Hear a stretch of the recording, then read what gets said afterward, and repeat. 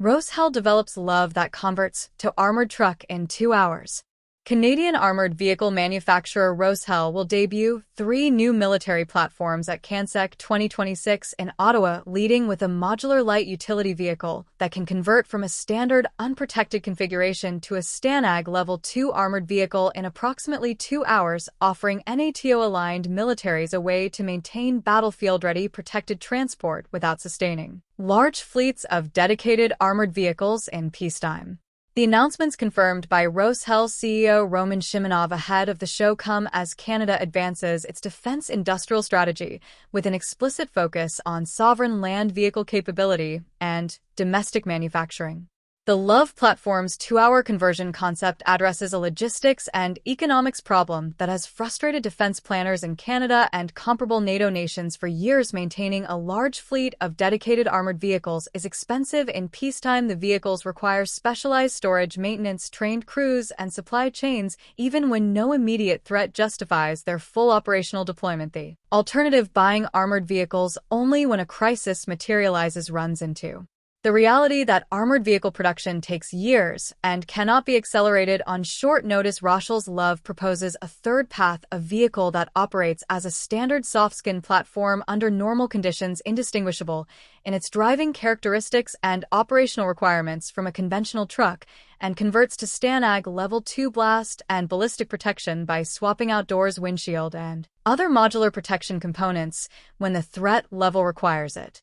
STANAG Level 2 is the NATO standardization agreement threshold that covers protection against fragmentation, small arms fire, and blast effects from mines and improvised explosive devices at a defined severity level, representing the baseline protection standard for light armored vehicles operating in environments where those threats are present. It is not the heaviest protection tier available, but it is the level that covers the most common threats facing light utility vehicles in the kinds of conflicts that Canada and its allies have actually fought since the end of the Cold War, from the Balkans through Afghanistan and into the current Ukraine-influenced threat landscape. A vehicle that can reach that protection standard in 2 hours from a standard truck starting point gives military planners genuine flexibility that neither pure soft skin nor permanently armored fleets provide.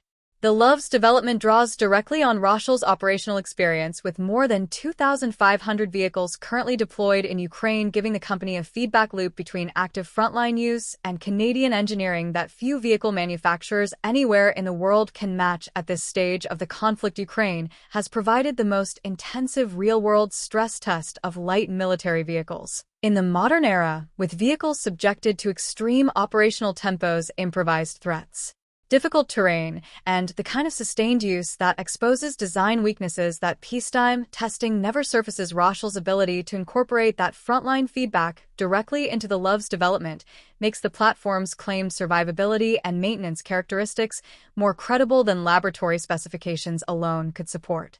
Roman Shimonov, Roshel's CEO, articulated the strategic logic behind the company's product direction. Modern defense procurement is changing rapidly. Countries need scalable, flexible, and economically sustainable solutions that can respond quickly to evolving threats without maintaining enormous inactive fleets. Canada has identified new sovereign capability requirements in land vehicles through the LUV and DAME programs, with a strong focus on Canadian-made solutions, domestic manufacturing, and secure local supply chains. Roshel aims to support these Canadian programs with its domestically manufactured vehicle platforms, including the new LUV and Senator Medical Evacuation Vehicle.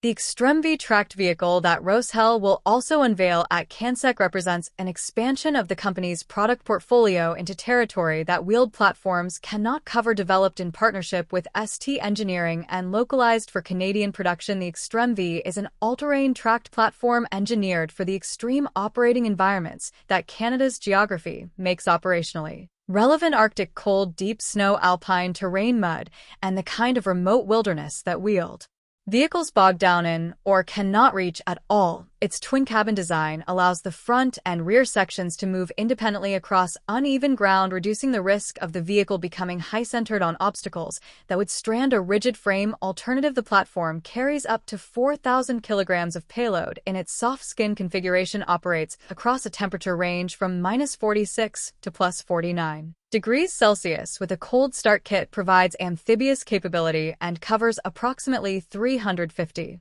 kilometers on a single fuel load. The ExtremV's operational pedigree extends beyond Canada. Roshel describes the platform as sharing tactical DNA with vehicles deployed by the UK Ministry of Defence in Afghanistan and cites operational use in high-risk firefighting in Germany and disaster response missions in Thailand, Japan, and Mexico, giving the platform a documented track record across diverse environments that are brand new. Design could not claim. Roshel confirms it is already prepared to begin large-scale production and assembly of the ExtremV in Canada, positioning the company to move quickly if Canadian defence procurement programs select the platform.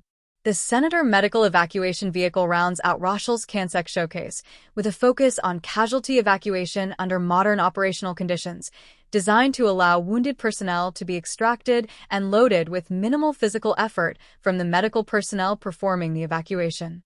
That design priority reflects lessons from Ukraine and other recent conflicts where casualty evacuation has proven one of the most dangerous and physically demanding tasks that combat medics and infantry soldiers perform, often under fire and with limited personnel available to lift and move casualties.